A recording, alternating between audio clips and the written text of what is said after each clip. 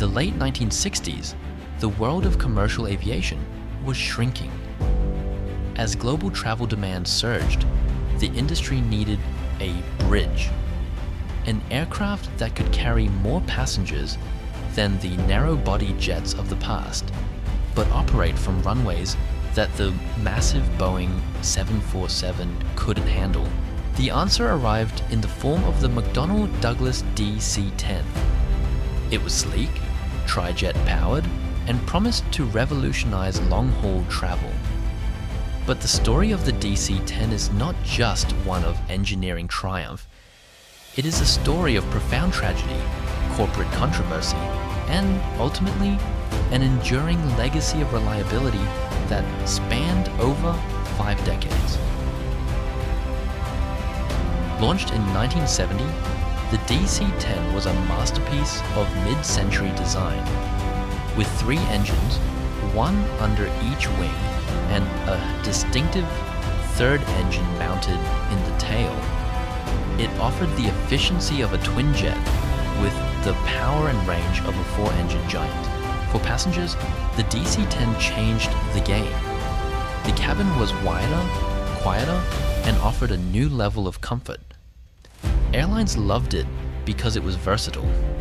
It could serve transcontinental routes in the United States and traverse the vast oceans to Europe and Asia. By the mid-70s, it was the flagship for carriers like American Airlines, United, and Continental. It was the future of flight, wrapped in polished aluminum. However, the DC-10's early years were shadowed by a series of high-profile accidents that would define its reputation for a generation. The most critical issue involved the design of the cargo door, which suffered from a fatal flaw that led to rapid decompression. The crash of American Airlines Flight 96 in 1972 and the subsequent tragedy of Turkish Airlines Flight 981 in 1974 brought the DC-10 under intense public scrutiny. Investigations revealed deep-seated issues in communication between McDonnell Douglas and their subcontractors. The public became fearful.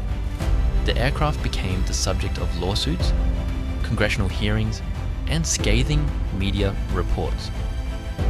It was a dark period, not just for the manufacturer, but for the confidence of the traveling public. But aviation history is rarely black and white. Following rigorous design modifications and safety overhauls, the DC-10 began to shed its troubled reputation. It emerged from the crisis as an incredibly robust, durable machine. Its true success, however, would be found in versatility. When the DC-10 was eventually phased out of passenger service, it found a second life as a titan of the cargo industry. Companies like FedEx relied on the DC-10's immense payload capacity to build the global logistics network we depend on today. Furthermore, the United States Air Force transformed the DC-10 into the KC-10 Extender, a refueling tanker that became the backbone of global military mobility. Even in the fight against nature, the DC-10 found a new purpose, flying as a massive aerial firefighter, dropping thousands of gallons of retardant to save forests and homes. The last DC-10 rolled off the assembly line in 1989, but the aircraft continued to fly for decades after. When the final commercial passenger flights retired, it marked the end of an era for the tri-jet design. The DC-10 was never a perfect plane, and its history reminds us of the heavy price of engineering oversights. But it was also a plane that earned its redemption through sheer resilience.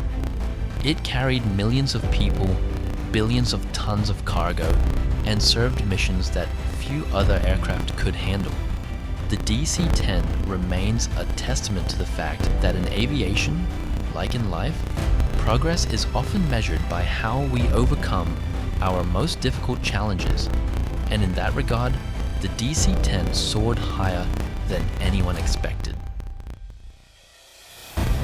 Thank you for watching this deep dive into the history of the DC-10. It has been a fascinating journey exploring how this iconic trijet overcame its challenges to define an era of aviation. I hope you enjoyed the ride.